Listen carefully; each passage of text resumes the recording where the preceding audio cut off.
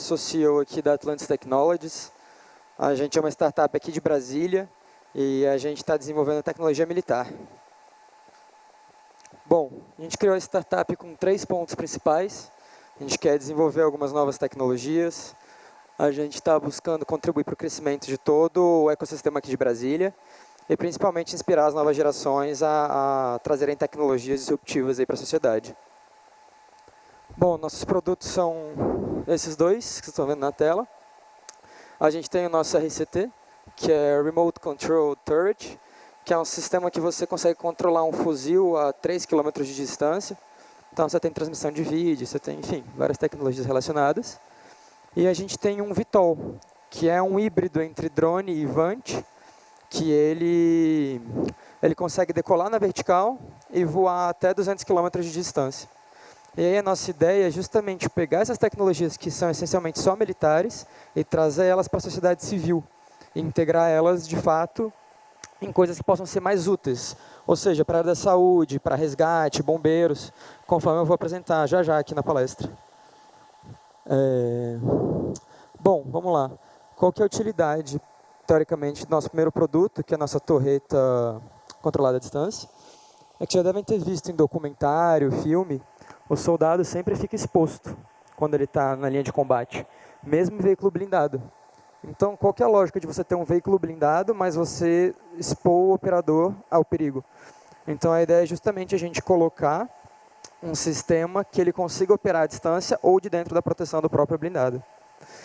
E aí a nossa ideia justamente é utilizar isso em outras áreas. No primeiro momento você acha que é só para guerra isso, né? Mas o Brasil, por exemplo, tem um intenso sistema de proteção das fronteiras, mesmo que a população não fique sabendo. Então, normalmente é o soldado que está ali exposto ao risco, né? Fazendo patrulhamento, parando o veículo, tudo isso. E aí a ideia é a gente também utilizar esse no sistema de proteção da nação, principalmente das fronteiras. Esse aqui é o nosso concorrente de Israel, né? Concorrente entre aspas, mas é a única tecnologia similar, que também é um sistema que é controlado à distância. E aí vem a parte mais interessante, né? Que é a tendência mundial, o pessoal está integrando sistemas já em drones e coisas nesse sentido. E, enfim, você tem várias opções de operação noturna, operação com várias câmeras.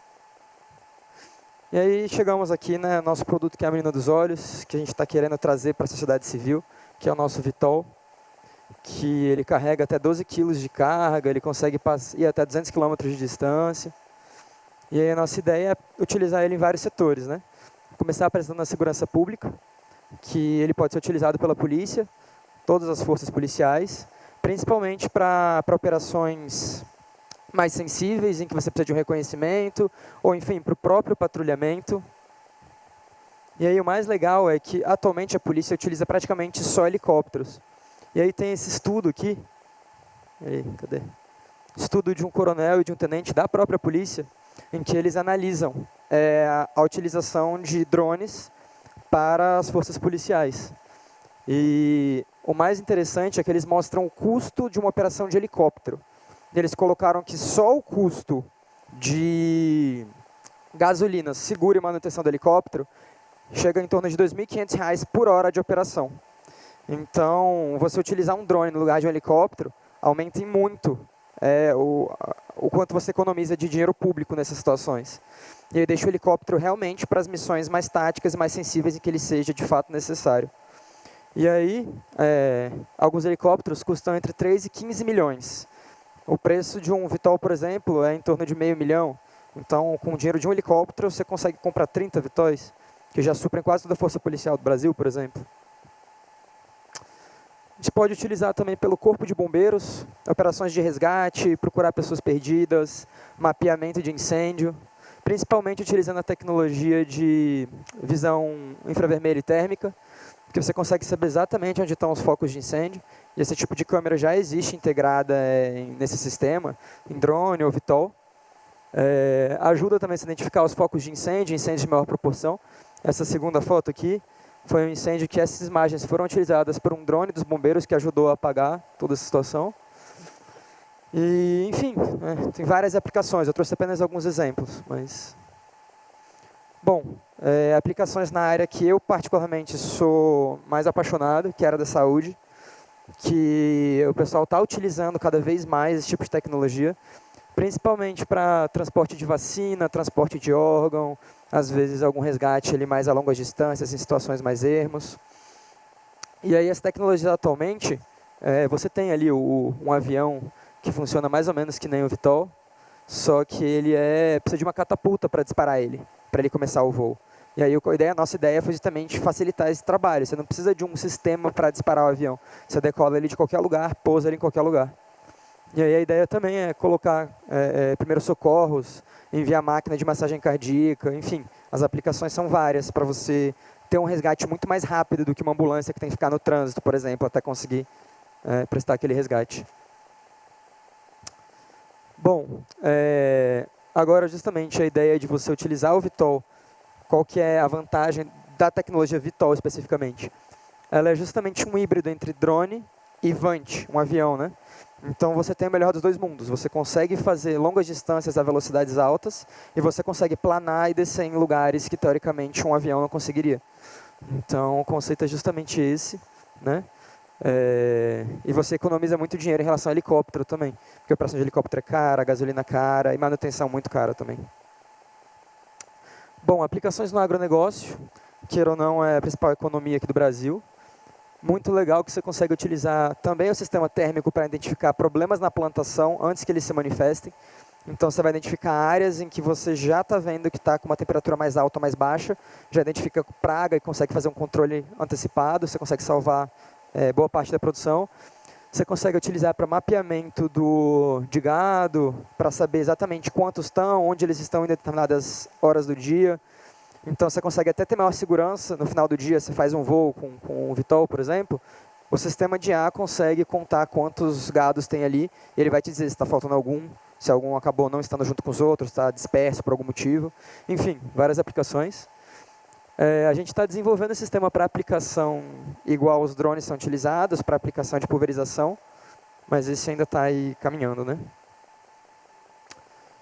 Bom, agora chegou aí nos maiores questionamentos do pessoal, inteligência artificial, né? Ainda mais para equipamento militar, já vem o filme Exterminador do Futuro na cabeça de todo mundo, né? Skynet, tudo isso.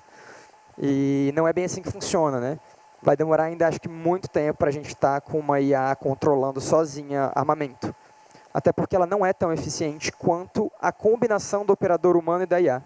A IA, às vezes, opera melhor que um humano, mas a melhor combinação é o que a gente chama de integração homem-máquina, que é quando você tem os dois trabalhando juntos naquela mesma atividade. Inclusive, tem um estudo muito legal de Harvard, que não é necessariamente na área militar, na verdade é aplicação de IA junto com o ser humano, e eles identificaram que justamente, geralmente aumenta em 20% a eficiência da IA em relação ao humano, mas quando você integra o ser humano trabalhando com uma IA de auxílio, se aumenta em 10 vezes, ou seja, ali acho que 10.000% da eficiência total daquele mesmo trabalho. Ou seja, o cenário ideal não é nem o ser humano, nem a máquina, é a integração dos dois para aquela atividade. E aí eles também estabeleceram alguns princípios, né, que são os princípios de colaboração, mas isso eu vou deixar para quem quiser se aprofundar no estudo, não é o foco da apresentação. Bom, e agora onde é que tudo isso aqui entra para Brasília, né?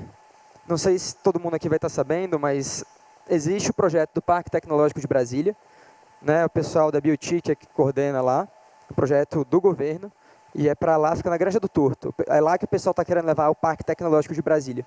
Então, estão tendo investimentos milionários para construir esse parque tecnológico. Vão ter várias startups, centros de ensino, centros técnicos. O projeto inteiro é justamente desenvolver o ecossistema de Brasília para promover tecnologia disruptiva, desenvolver o ecossistema de startups da cidade. O conceito, o princípio é esse. E acho que esse é o mais legal também da Campus Party, a gente integrar, trazer startups novas, se conhecer, né? Porque eu fiquei sabendo que tem quase 60 startups em Brasília, eu conheço 10, 12. Então é muito legal, principalmente a gente se conhecer, porque a gente consegue se ajudar. Então, às vezes, tem uma startup que desenvolve uma inteligência artificial que a gente vai precisar. Ou tem uma startup que desenvolve motores específicos. Eu acho que essa rede que a gente vai criando é justamente o melhor caminho para a gente desenvolver mais rápido as tecnologias, tanto para Brasília quanto para o Brasil, né? Bom, essa era a apresentação, tentei ser bem sucinto. Eu vou abrir agora espaço para dúvidas, se alguém quiser fazer alguma pergunta sobre alguma tecnologia ou, enfim, alguma aplicação. E vou deixar o meu e-mail ali de contato também, caso alguém queira entrar em contato. E, bom, é isso. Se alguém tiver alguma pergunta.